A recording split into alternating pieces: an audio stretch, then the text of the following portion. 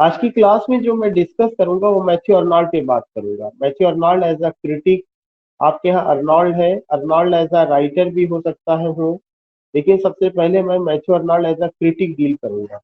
Arnold as a writer मैंने PGT में पढ़ाया था, उसका वीडियो यूट्यूब पर भी पड़ा हुआ है, पीजीटी में भी पड़ा हुआ है, आप वहां से उसे ले सकते हैं। लेकिन जो सबसे मोटी बात होगी वो क्या होनी है, अर्नाल्ड एज अ क्रिटिक। तो लेट मी शेयर, बगैर डिले किए हुए क्या क्या पॉइंट्स है मैं लिखता चल रहा हूँ, फिर मैं एक बार उसको आपसे पूछ भी लूंगा, आप उसे नोट कर लीजिए, क्योंकि वहां से क्वेश्चन जो है अर्नॉल्ड एज अ क्रिटिक में से क्या क्या आ सकते हैं वो आपको पता होना चाहिए। तो sharing with you word, sharing with you white board. या तो आज की क्लास में जो हम लोग बात करेंगे, तीन चीजों को लेकर के बात करेंगे कि Matthew Arnold as a critic. आज की चीज, आज की क्लास में हम लोग बात करेंगे Arnold as a critic. Arnold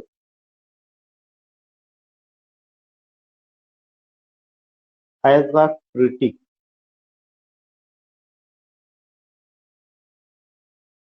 you will come to know, जब अर्नॉल्ड एज अ क्रिटिक बात किया जा रहा है तो क्या क्या पॉइंट्स हमें रिमेम्बर करना है।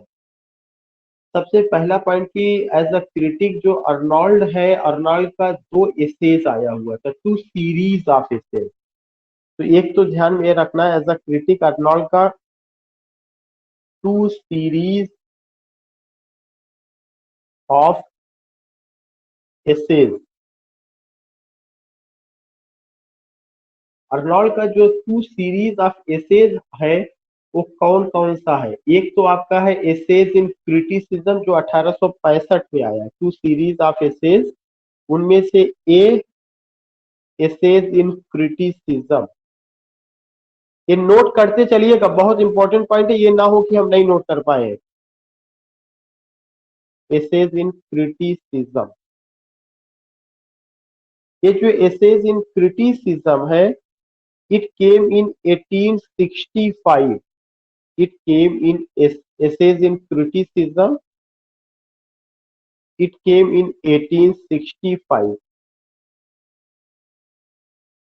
1865। बी, जो बी है वो भी है एसेज इन क्रिटिसिज्म, वो 1888 में आया है। Essays in criticism 1888। So you find what? You find two essays. Essays in criticism 1865 में आता है एक, और एक जो है 1888 में आता है। तो अर्नॉल्ड को जब एज अ क्रिटिक आप बात करेंगे तो आपको ये ध्यान में रखना है कि अर्नॉल्ड का कंट्रीब्यूशन एज अ क्रिटिक में किस रूप में है। एसेज इन क्रिटिसिज्म 1865 जो इनका सीरीज ऑफ एसेज है, और दूसरा एसेज इन क्रिटिसिज्म उसी नाम से जो 1818 में आता है। जो पहला एसे है, एसेज इन क्रिटिसिज्म, जो पहला सीरीज ऑफ क्रिटिकल एसेज है या सीरीज ऑफ एसेज, उसमें के पहले एसे का नाम है the function of criticism at the present age. ये काफी इंपॉर्टेंट है, ध्यान में रखिएगा। जो आपका पहला एसे है, जो आपका पहला सीरीज आया हुआ है, पहले सीरीज का भी क्या नाम है, एसेज इन क्रिटिसिज्म। जो पहली सीरीज आई हुई है जो 1865 में आती है, इस सीरीज के अंतर्गत आने वाला जो पहला क्रिटिकल एसे है उसका नाम है the function of criticism at present age. ये बात आपको क्या करके लिखना है, नोट करके लिखना है, ताकि ये बात क्लियर हो जाए कि अब एक नई बात हम बता रहे हैं। Function of criticism, function of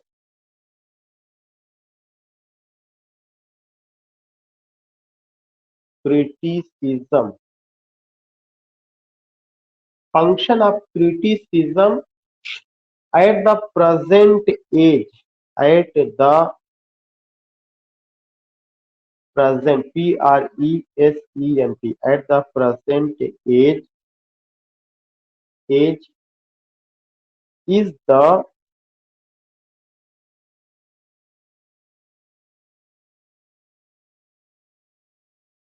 first essay is the first essay of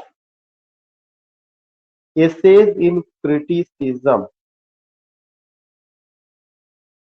Essays in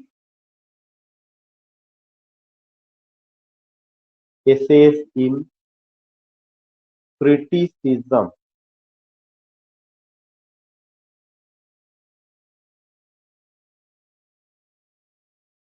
Essays in criticism 1865। तो जो पॉइंट आपको ध्यान में रखना है वो कौन सा पॉइंट ध्यान में रखना है? पॉइंट आपको ये ध्यान में रखना है कि function of what? Function of criticism at the present age. ये अगर कभी कोई पूछता है कि ये क्या है function of criticism at the present age, you will come to know यह पहला क्रिटिकल एसे है। किसका पहला क्रिटिकल एसे है? एसेज ऑफ क्रिटिसिज्म जो 1865 में आया हुआ था। और जो एसेज इन क्रिटिसिज्म जो 1888 में आया हुआ है, उसका जो पहला एसे है वह क्या है? The study of poetry. वो क्या है? The study of poetry. तो एक तो ये पहला पॉइंट था, नोट करके जो लिखना था कि फंक्शन ऑफ क्रिटिसिज्म, यह आपका क्या था? यह एक पहला पॉइंट था जो नोट करके लिखना था। Function of criticism at the present age किसका हिस्सा है? At the present age is the part of essays of at the present age is the first essay of essays in criticism. अब दूसरा आपको लिखना है the study of poetry.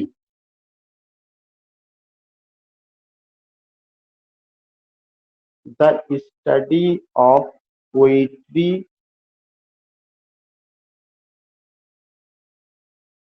is the first essay of Arnold's essays in criticism. Here you have to put it in double inverted comma ताकि ये पता रहे कि ये the study of poetry. The study of poetry is the first essay of Arnold's essays in criticism.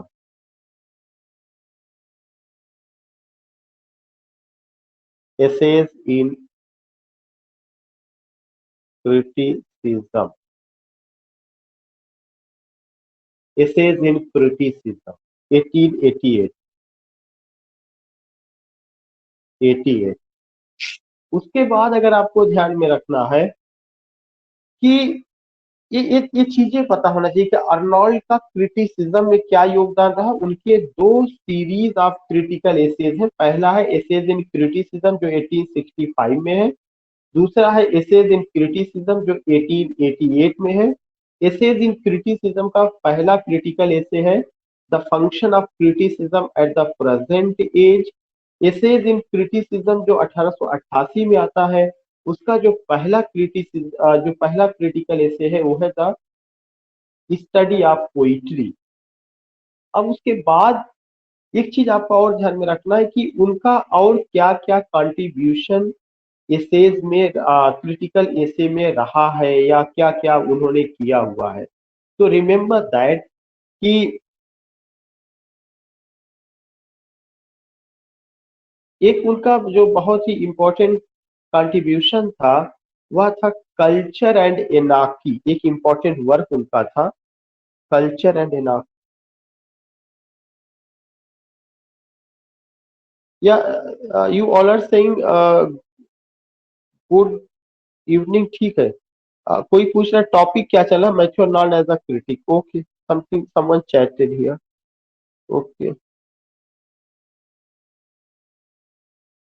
सो एक और चीज ध्यान में रखना है कि इसके अलावा उन्होंने और क्या किया। इसके अलावा उनका जो और कंट्रीब्यूशन रहा है वो अगर आप देखेंगे वो चीज क्या है? दैट इज अ उनका एक और है culture and anarchy. CULTURY, culture and anarchy. ANARCHY, culture and anarchy 1869 culture and art. यह इनका क्रिटिकल वर्क है जो किताब की शक्ल में आया था 1869 ईस्वी में, कल्चर एंड एनार्की 1869, जो हमें ध्यान में रखना है कि culture and anarchy it came in 1869।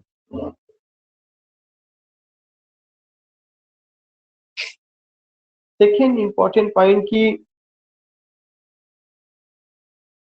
Arnold के बारे में और क्या लोग क्या कहते हैं वो अपनी जगह है, लेकिन अभी हम आपको ये बता रहे अर्नोल्ड का कौन कौन सा वर्क क्रिटिकल वर्क माना जाता है। एक तो एसेज इन क्रिटिसिज्म की दो सीरीज है, 1865 1888। दूसरा उनका कौन सा है, कल्चर एंड एनार्की, जो 1869 में आई हुई है। एक और उनका वर्क है जो काफी मायने रखता है, वो है on translating Homer, on translating Homer, on translating TRANSLATING,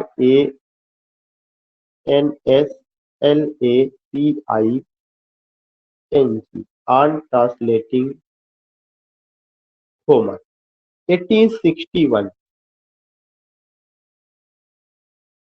1861। You will come to know कि ऑन ट्रांसलेटिंग होमर यह एक इनका इंपॉर्टेंट वर्क था जो कि कब आया हुआ है, जो कि 1861 में आता है। तो इस तरह से आपको क्या करना है कि ये चीज उनके वर्क का या उनकी चीजों का सबसे पहले हमें एक जगह कर लेना है कि उनके कौन कौन से वर्क क्रिटिकल वर्क के अंतर्गत आते हैं, फिर उन्होंने इनमें क्या क्या बातें की हैं इसको लेकर के हम बात करेंगे। दूसरा चीज जो है, एक और चीज आपको ध्यान में रखना है, वह एक उनका वर्क था literature and dogma, literature and dogma, LITERATURE, literature and dogma.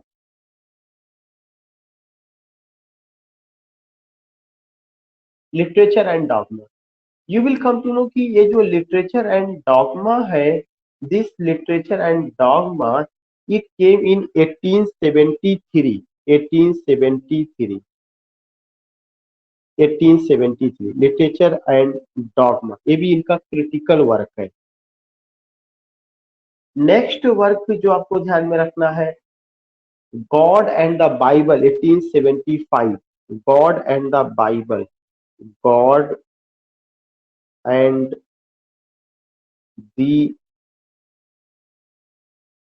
Bible 1875,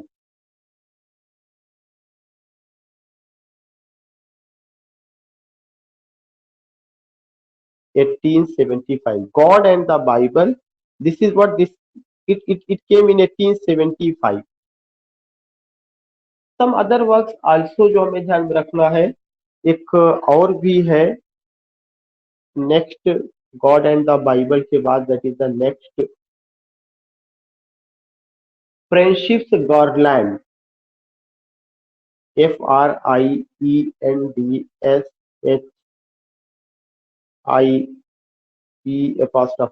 friendships garland, friendship's garland 1871,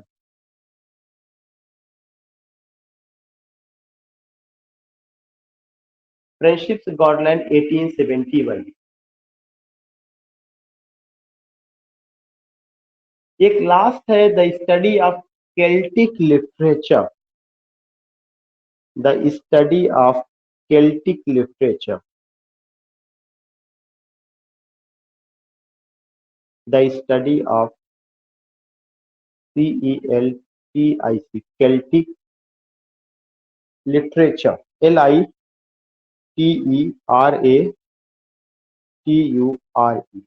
It came in 1867,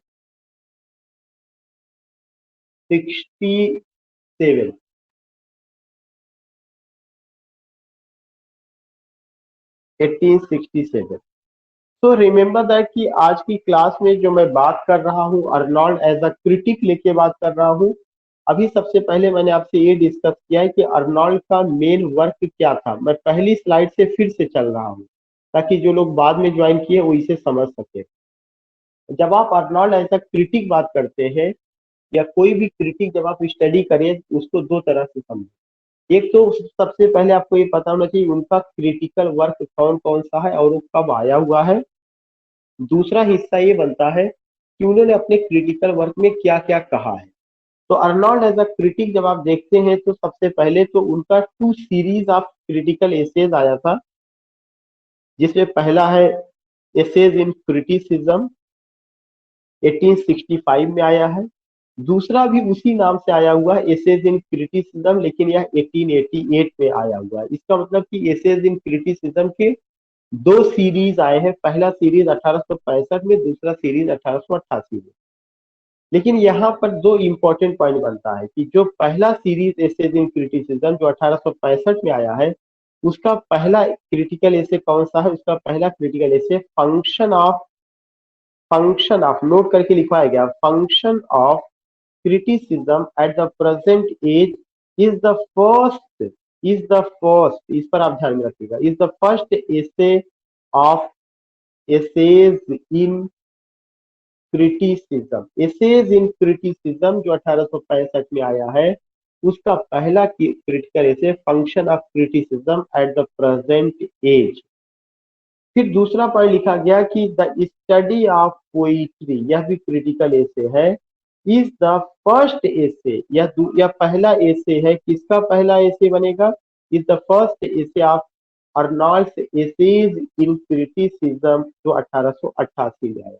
जो क्रिटिकल एसे 1888 ईस्वी में आता है, वह जो है उसका पहला एसे स्टडी ऑफ पोइट्री होती है।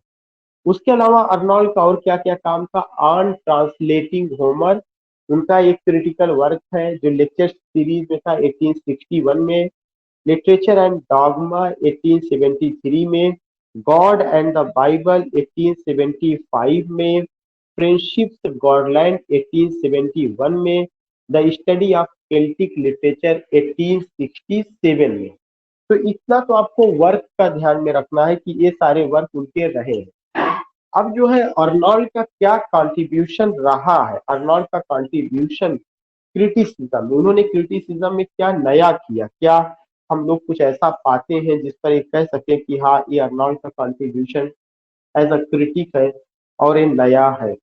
You will come to know कि इस लिहाज से जब आप देखते हैं या जब आप पाते हैं तो एक बहुत इंपॉर्टेंट पॉइंट आता है कि उनके ऊपर क्रिटिक्स ने क्या कहा प्लस उन्होंने क्या किया। एक इंपॉर्टेंट पॉइंट ये है कि हेडिंग जो आपको डालना है, Arnold's contribution as a critic.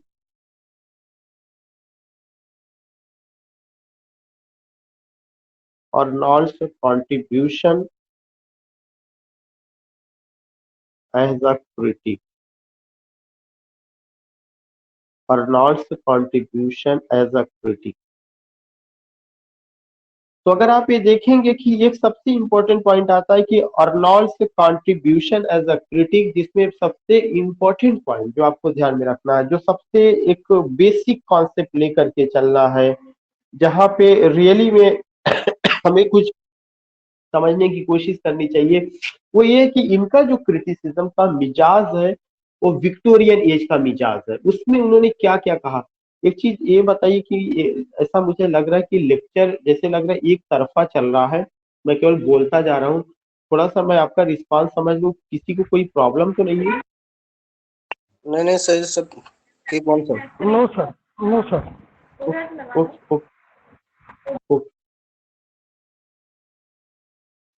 सो मैं अर्नोल्ड्स का जो कंट्रीब्यूशन है एज अ क्रिटिक, उसमें क्या क्या पॉइंट्स आपको ध्यान में रखना है। सबसे पहला जो पॉइंट आपको ध्यान में रखना है कि अर्नोल्ड ने क्या क्या कॉन्सेप्ट दिया। अर्नोल्ड का जो एक कॉन्सेप्ट है वह है कॉन्सेप्ट फिलिस्तीन, PHILISTINE, फिलिस्तीन।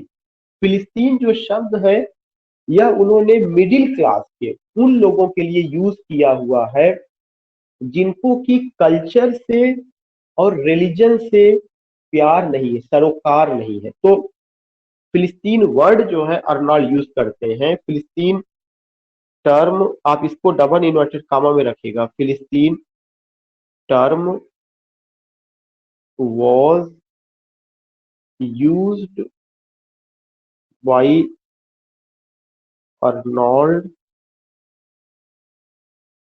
to show the nature of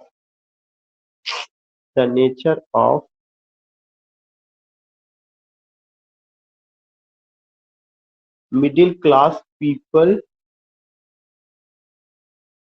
middle class people middle class people to show the nature of middle class people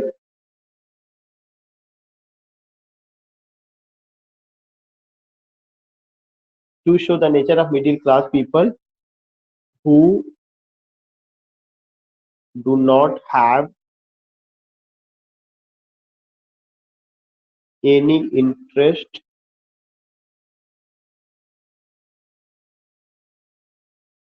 in art and culture।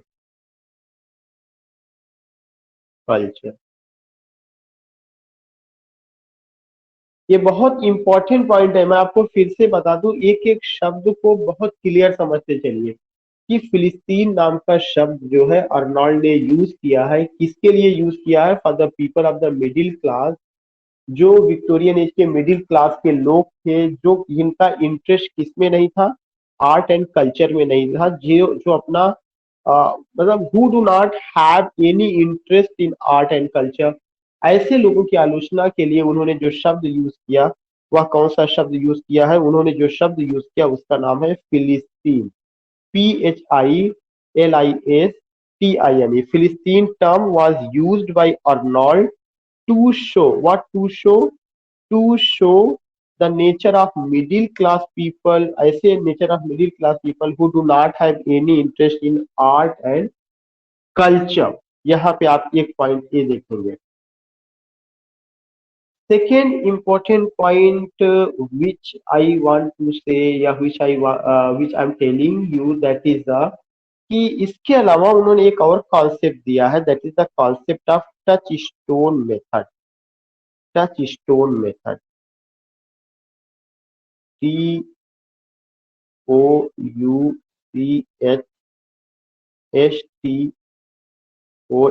Touch stone method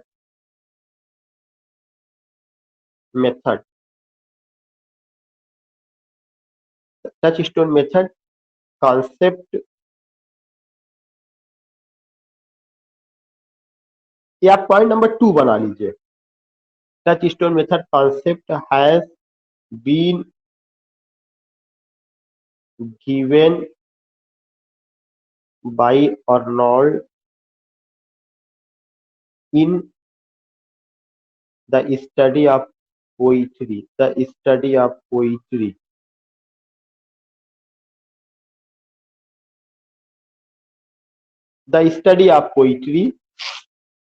to check the study of poetry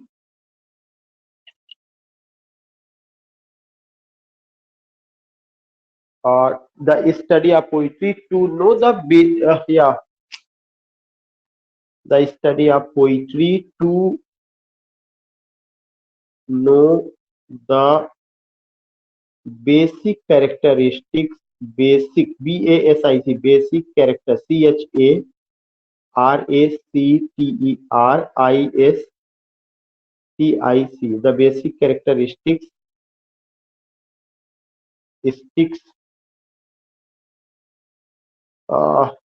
not to know the basic character, to know the आप कह सकते हैं कि the sovereign attribute, या to know the just I want to, yeah, if you are writing to know the basic characteristics of any grand work, of any grand piece of literature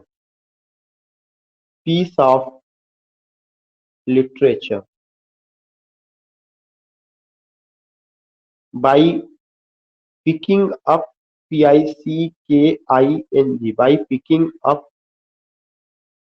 only few lines, by picking up only few lines, by picking up only few lines, by picking up only few lines. So you find these things, and these things are highly significant. You can just take it, you can just understand कि क्या चीजें हैं, क्या मैं समझाने की कोशिश कर रहा हूँ, क्यों जरूरी है इन सारे शब्दों को समझना। अभी जो मैंने पॉइंट लिखा लिया होगा क्या है, touch stone method. Touchstone method जो है यह एक उनका फ्रेज है। ये METHOD लिखा है, तो ये एक फ्रेज है या इनका कॉन्सेप्ट है। Has been given by whom, it has been given by Arnold. हम सबको पता है किसमें दिया गया है, द स्टडी ऑफ पोइट्री में दिया गया है। इसका पर्पस क्या है, to know the basic characteristics of any grand piece of literature.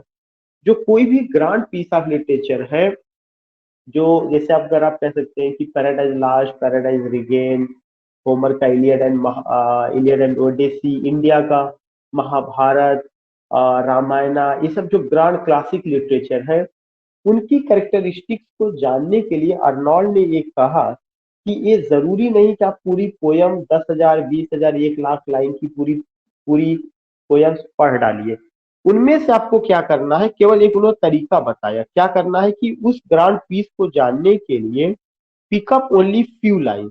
What you have to do, pick up only few line, उसकी केवल कुछ लाइन को लीजिए, pick up only few lines and compare it. एक चीज ध्यान में रखिएगा, कुछ लाइंस को लीजिए एंड कंपेयर इट, उन लाइनों की तुलना करिए, and compare it with other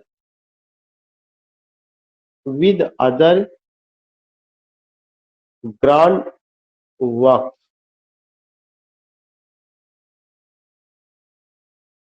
with other grand works, और किसी उसी के समकक्ष, with other grand works, with other grand works in equal proportion, in with other grand works having the same attributes, having the same attributes,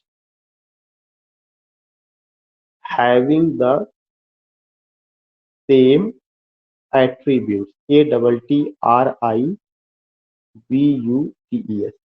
किसी ऐसे work से तुलना करिए जिसमें कि वही क्वालिटी नजर आ रही हो, ऐसा ना हो कि वह अपने अलग दिशा में जा रही। सो what I want to say, what I want to tell you, whenever you take these points, whenever you go, you have to remember what you have to remember. You have to remember whenever you take these points। तो touch stone method जो है यह एक ऐसा method है जहां पे हम क्या करते हैं, हम इन सारी चीजों को एडॉप्ट करते हैं। किसी भी ग्रेट पीस को, ग्रांड पीस ऑफ लिटरेचर अगर हमें समझना है तो हम उसको हारों नहीं पढ़ सकते हैं, उसकी कुछ लाइनों को हम ले सकते हैं। तो जब हम उसकी कुछ लाइनों को लेते हैं तो वो जो है उसी के समकक्ष दूसरे, उसी के समकक्ष, जैसे अगर हमने एपिक में पैराडाइज लास्ट की लाइन लिया, तो जब भी हम उस पैराडाइज लास्ट की लाइन की तुलना करेंगे तो उसके समकक्ष वर्जिल का एनीड है, होमर का इलियड एंड ओडिसी है, क्योंकि वो सब एपिक और ग्रेट एपिक्स में आते हैं। उसके माध्यम से हम इसको समझने की कोशिश करेंगे। इसको क्या कहा गया, टच स्टोन मेथड। अब आपके माइंड में जरूर आएगा कि इसका नाम टच स्टोन मेथड क्यों रखा गया। इसका नाम टच स्टोन मेथड इसलिए रखा गया कि उन्होंने कहा जैसे कोई पत्थर, कीमती पत्थर होगा, तो वो जो कीमती पत्थर है, if there is any precious stone, और अगर वह मूंगा पत्थर या कोई ऐसा जो है प्रीशियस स्टोन है, तो उसकी उस पत्थर की कीमत को जानने के लिए जरूरी नहीं कि हम पूरे पत्थर को तोड़ दें। If we only draw a sketch, अगर केवल उस पर एक लाइन खींची जाए तो लाइन को खींचने से ही पता चल जाएगा कि पत्थर की कीमत क्या है या कितना वो प्रीशियस है। ऐसे ही अगर कोई ग्रेट पीस ऑफ लिटरेचर है तो ये कोई जरूरी नहीं कि हम उसका पूरा पढ़े, उसकी हम कुछ लाइनें लेकर के उसके समकक्ष तुलना कर सकते। इस पार्टिकुलर मेथड को क्या कहा गया, इस पार्टिकुलर मेथड को आपका टच स्टोन मेथड कहा गया। ये दोनों पॉइंट क्लियर हो गया, किसी को कोई प्रॉब्लम तो नहीं? अगर कोई क्वेरी हो तो आप पूछ सकते हैं।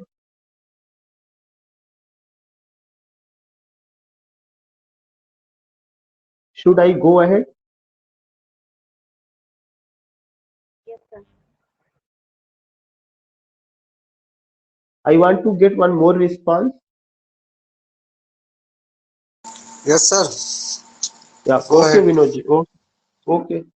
So I have taken two words. Touch stone method मैंने लिया और मैंने फिलिस्तीन शब्द को लिया। अब मैं एक और शब्द को लूंगा और उस शब्द का जो मतलब है वह है new journalism. The third term which I am going to take that is what, that is new journalism. ये भी अर्नॉल्ड की ही देन है, न्यू जर्नलिज्म। अर्नॉल्ड ने जो ये शब्द यूज किया न्यू जर्नलिज्म, ये जो है उन्होंने एक तरह से डिफाइन किया है। उसमें क्या डिफाइन किया मैं उसको लिखवा दे रहा हूं। ही defined DEFINED, he defined, what did he define? He defined an entire genre of newspaper history, an entire genre, GENI, genre of newspaper history, NEWS, newspaper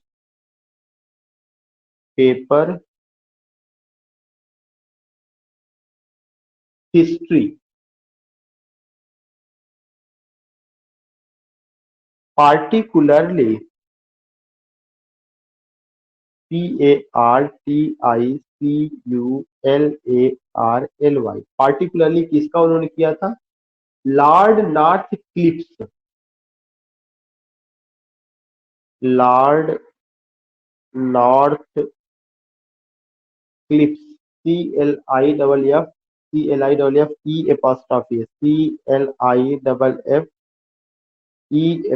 Lord north clips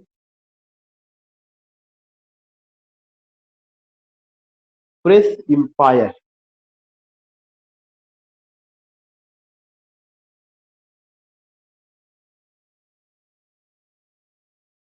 तो रिमेम्बर दैट कि Arnold ने एक शब्द use किया और उस शब्द का क्या नाम है? New journalism. और उस न्यू जर्नलिज्म से उन्होंने क्या क्या डिफाइन किया? ही डिफाइंड एंड इंटायर जानरा, उन्होंने पूरे जानरा को डिफाइन किया। कौन से जानरा को? न्यूज़पेपर से रिलेटेड जितनी भी चीजें थी। तो न्यू जर्नलिज्म क्या है कि he defined an entire genre of newspaper history. जो न्यूज़पेपर हिस्ट्री रहा है उसको उन्होंने क्या किया? उसको उन्होंने डिफाइन किया। He defined what? He defined an entire genre of newspaper history, particularly, खास करके उन्होंने किसको डिफाइन किया? Particularly lord Northcliffe's press empire. किस चीज को डिफाइन किया? Lord Northcliffe's press empire. इसको उन्होंने क्या किया? इसको उन्होंने डिफाइन किया।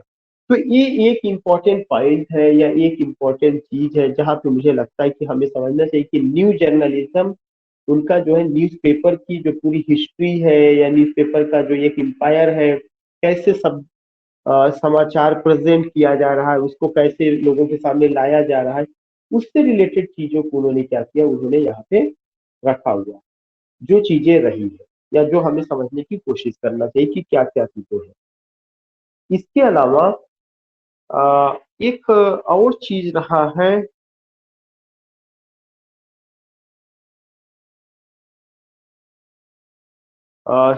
न्यू जर्नलिज्म के अलावा कुछ क्रिटिक्स हैं जैसे अभी तो शब्दों को लेकर के हम लोगों ने बात किया कि हाँ ये शब्द आए हुए थे या इन शब्दों को उन्होंने डिफाइन किया है।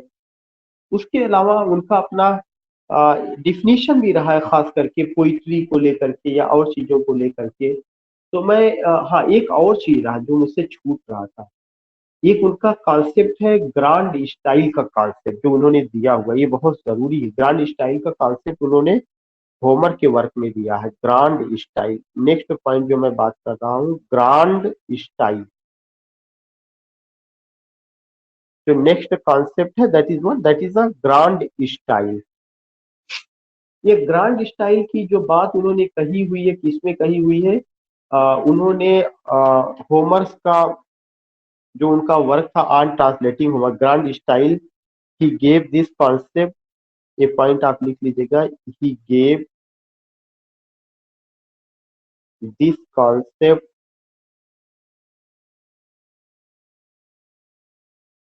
in he gave this concept in Homer's,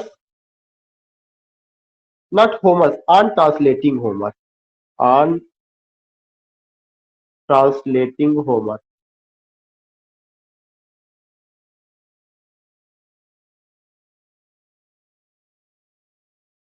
on translating Homer कब आया था? 1861 में, 1861 में ग्रांड स्टाइल का कॉन्सेप्ट इन्होंने किस में दिया हुआ है?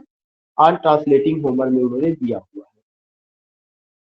इसी में वो कहते हैं कि Homer is the grand master of grand style, Homer is the grand master of grand style, इसमें उन्होंने कहा है। और उन्होंने क्या कहा कि Homer is the grand master of grand style. यहाँ पे आपको जो लिखना है, जो सबसे जरूरी है, एक मैं नोट करके लिखवा दे रहा हूं, इसी ऐसे में वो ये कहते हैं Homer is the grand master, grand, Homer is the grand master of grand style, GRAND, grand style, Homer is the grand master of grand style.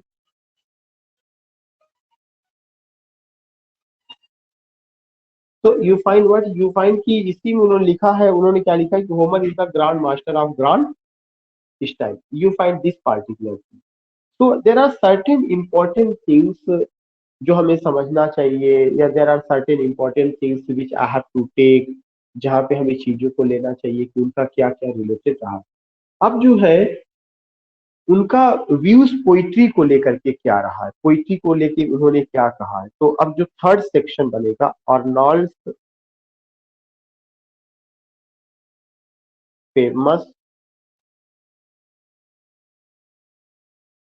Quotes, QU quotation, सीधे सीधे करिए, QUOTATIONS,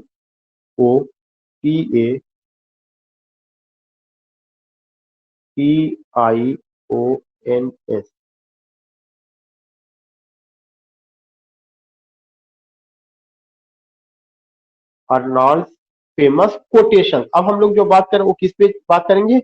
कोटे। अभी तक दो सेक्शन बांटे हैं, एक सेक्शन में उनके important work as a critic क्या थे, दूसरे सेक्शन में उन्होंने क्रिटिसिज्म में कौन कौन से इंपॉर्टेंट शब्द का यूज किया, टचस्टोन मेथड का, ग्रांड स्टाइल का, फिलिस्तीन शब्द का, न्यू जर्नलिज्म का, उसको मैंने लिखवा दिया और आपको मैंने समझा दिया। अब बात करने जा रहे हैं कि अर्नॉल्ड का फेमस कोटेशन क्या है। एक उनका फेमस कोटेशन है जो सबसे पहला, poetry is the criticism of life,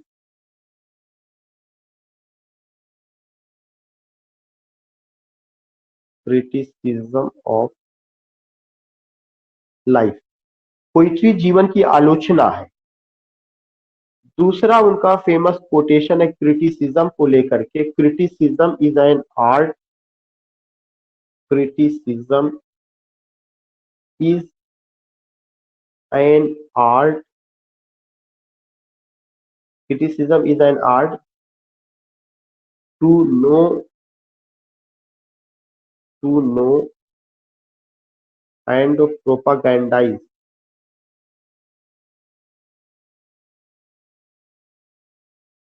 to know and propagandize the best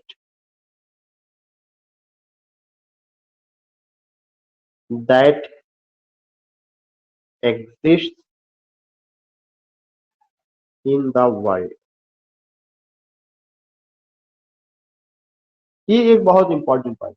वो ये कहते हैं कि जो क्रिटिसिज्म है, या क्या है, criticism is an art, criticism एक आर्ट है, क्या चीज करने के लिए? टू नो, जानने के लिए। क्या चीज जानने के लिए? Criticism is an art to know जानने के लिए एंड प्रोपागेंडाइज और उसको फैलाने के लिए, क्रिटिसिज्म के माध्यम से हम बेहतर चीजों को जानते हैं। To know the best that is to know the best that is known and thought in the world. Criticism एक आर्ट है जिसके माध्यम से हम चीजों को जानते हैं, उसको फैलाते हैं। The best that exist in the world, अच्छी चीजें जो दुनिया में एग्जिस्ट करती हैं उसको फैलाने का काम, उसको आगे ले जाने का काम किसके माध्यम से होता है? क्रिटिसिज्म के माध्यम से होता है। ये बात उन्होंने क्या कही, ये बात उन्होंने बताई हुई या उन्होंने कहा, जो बड़ा उनका फेमस कोटेशन माना जाता है।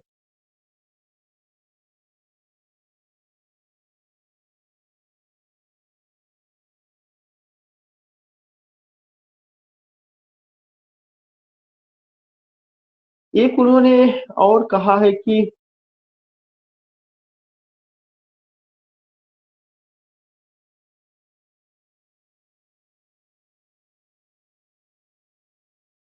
हाँ, एक और चीज है जो इम्पोर्टेंट है।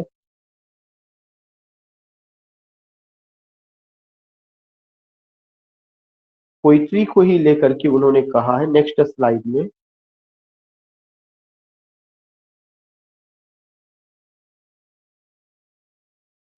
नेक्स्ट उसमें मैं बात कर रहा हूँ, वो एक कहते हैं कि क्या कहते हैं, एक उनका स्टेटमेंट है कि poetry is the fixed, poetry is the fixed, FIXED, poetry is the fixed for such a criticism, for such a criticism by the laws of poetic truth, by the laws of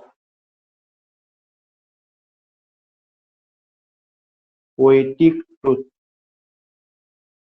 by the laws of poetic truth and poetic beauty, and poetic beauty,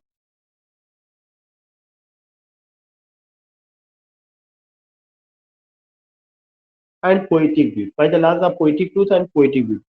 This is another important point which you have to remember, जो मैंने आपको बताया, poetry is the fixed for such a criticism by the laws of poetic truth and poetic beauty। ये उनका दूसरा definition है, जहां पे क्या क्या पॉइंट है कि poetry is the fixed for such a criticism, poetry एक ऐसे क्रिटिसिज्म के लिए फिक्स है by the laws of poetic truth, जहां पे उस क्रिटिसिज्म में हम दो चीज पाते हैं, पोइट्री की सत्यता क्या है और पोइट्री की ब्यूटी क्या है। इन दो चीजों को लेने के लिए हम पोइट्री की आलोचना करते हैं या हम उसकी बात करते हैं। एक उन्होंने तीसरा कोटेशन दिया हुआ है जो बहुत इंपॉर्टेंट है। वो एक कहते हैं कि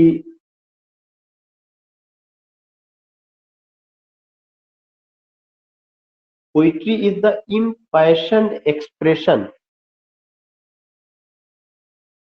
poetry is the impassioned, SIONED, passioned expression, PRESSION, poetry is the impassioned expression which is the countenance of all signs, which is the countenance of all signs, countenance, NANC, of all signs, SCIENCE, of all signs। Without poetry, every religion and philosophy are hollow। उसी के आगे वो कहते हैं without poetry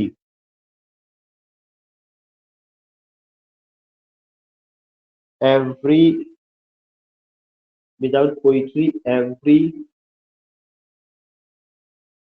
religion and philosophy are hollow. ये बहुत famous statement है, religion and philosophy are hollow, और hollow.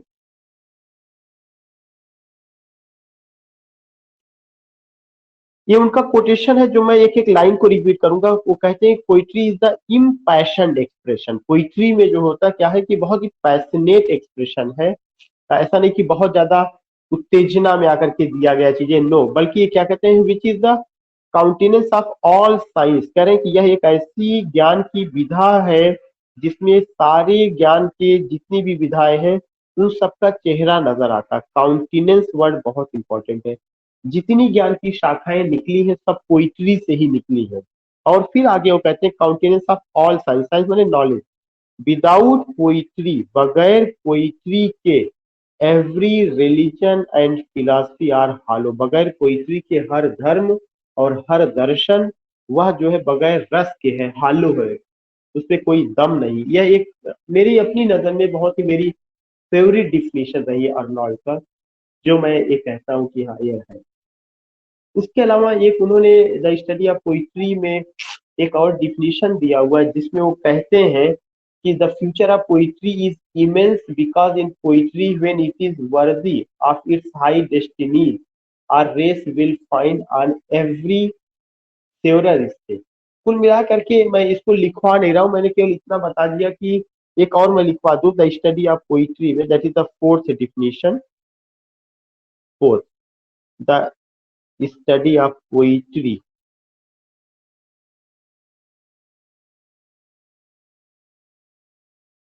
The study of poetry opens. यह तो स्टडी ऑफ पोइट्री तो उनका क्रिटिकल एसे है। ये एसे किससे शुरू होता है, उन्होंने इस एसे में क्या कहा है, ओपेंस क्या कहते हैं कि the future of poetry is immense,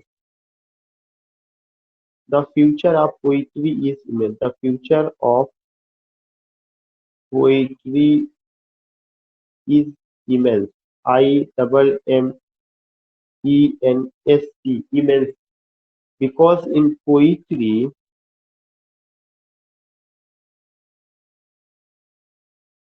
because in poetry, because in poetry the future of poetry is immense, because in poetry when it is worthy of its high destinies, when it is worthy,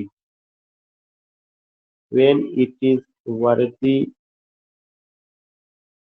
of its high destinies, of its high destinies, destinies, our race will find on ever several stage, our will find on ever, our race,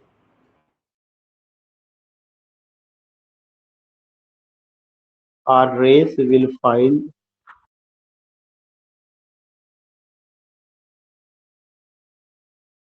our race will find on ever several stage.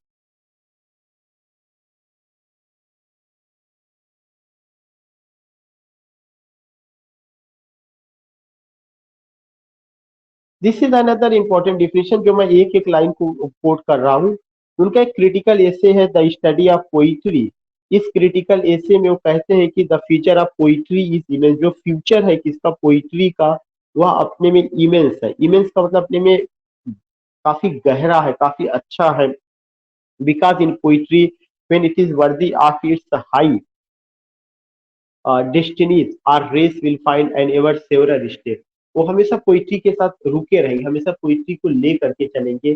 यह उनका अपना मानना था जो Arnold ने quotations वगैरह दिए हुए हैं। इसके अलावा एक क्रिटिक्स ने क्या कहा है उनके ऊपर, मैं उसको दो तीन है तो उनको मैं लिखना जरूरी समझता हूँ। Critics on Arnold,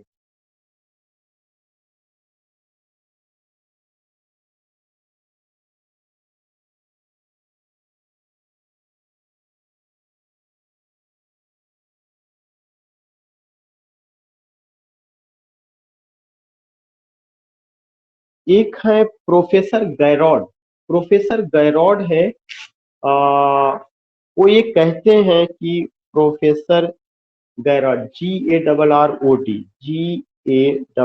GARROD says, वो क्या कहते हैं, वो पूछा जा चुका है, कई बार आ चुका है दूसरे एग्जामिनेशन में ही became critic only by accident. ये चीज उनका कहना था कि ही बिकेम क्रिटिक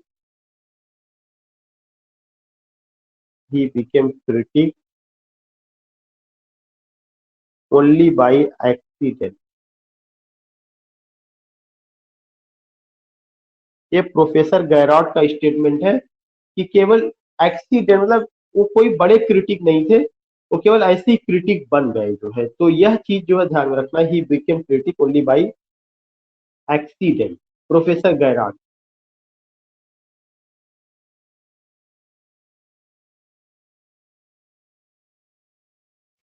एक क्रिटिक है हर्बर्ट पॉल, उनका क्या कहना है, दूसरे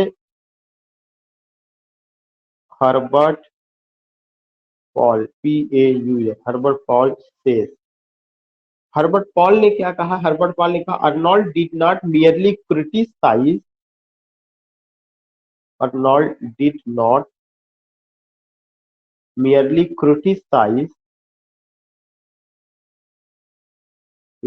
criticize Arnold did not merely criticize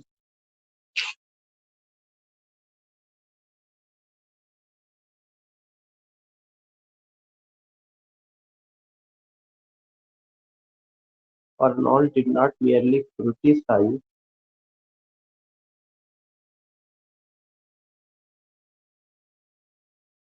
books. Arnold did not merely criticize books. Arnold did not merely criticize books. He taught others to criticize books. He taught others to criticize books.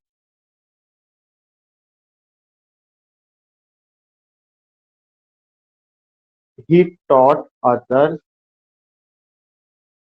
to criticize books.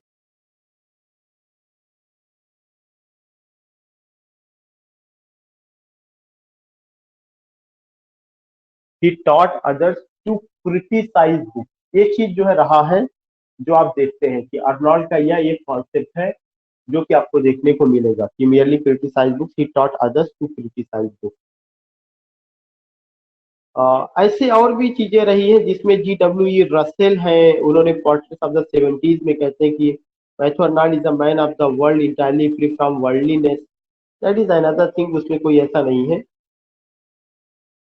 George Sainsbury है, वो कहते हैं, that is the third statement I think,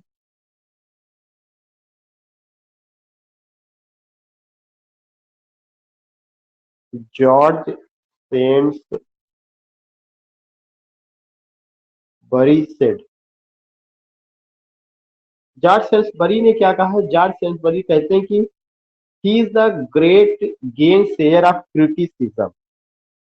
He is the great gainsayer of criticism. He is the great gainsayer, GAIN, gainsayer of criticism.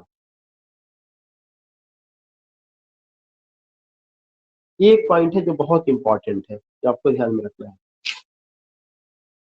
और बाकी और भी लोग रहे हैं जो अपनी जगह उन्होंने क्या क्या कहा है, और इसके लिए मैंने आपसे कहा भी था कि अगर आपको समय मिलता है तो एक बार जरूर जो है आप किताब में, जो मेरी किताब में जो दिया गया है, वहां से आप अर्नोल्ड जरूर देखिए। हाँ, एक स्टेटमेंट और है T.S. एलियट का, that is the fifth I think, T.S. Elliott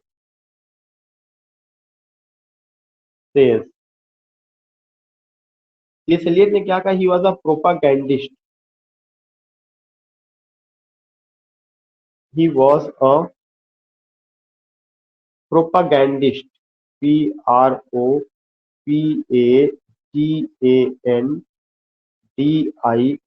propagandist, कामा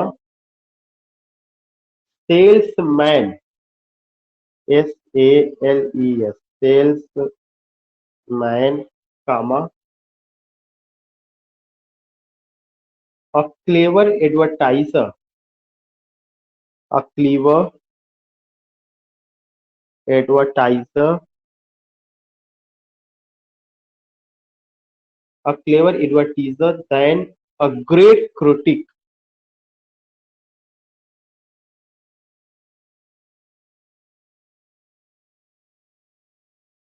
यह एक इंपॉर्टेंट पॉइंट रहा है। ये बात किसने कही? ये बात टीएस एलियट ने कही। तो टीएस एलियट की कही हुई बात मायने रखती है, जिसमें मैंने आपको बताया कि उसने क्या कहा, ही वाज अ प्रोपागैंडिस्ट, उनको दर्जा दिया गया सेल्समैन का, क्लेवर एडवर्टीजर का दिया गया, then a great critic, then a great critic. These things you find कि इस तरह की चीजें रही, देन अ ग्रेट।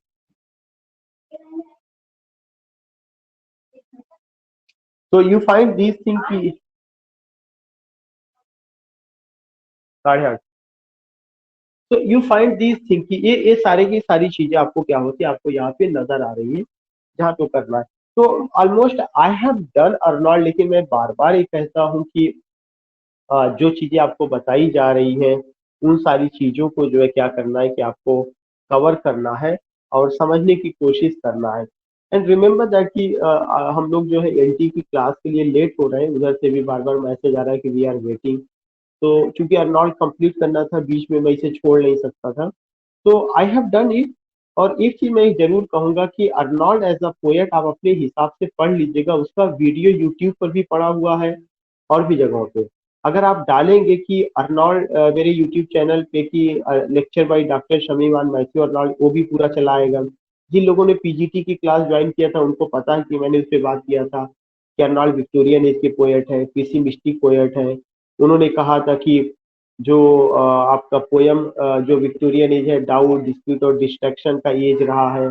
इसके अलावा उनका पोयम स्कॉलर जिप्सी था, थायरिसिस है, और आपको ये पता है कि डोआ बीच उनका पोयम रहा है, और मेमोरियल वर्सेस रहा है, मार्गरीट रहा है, टू मार्गरीट रहा है। So many poems, important poems you find.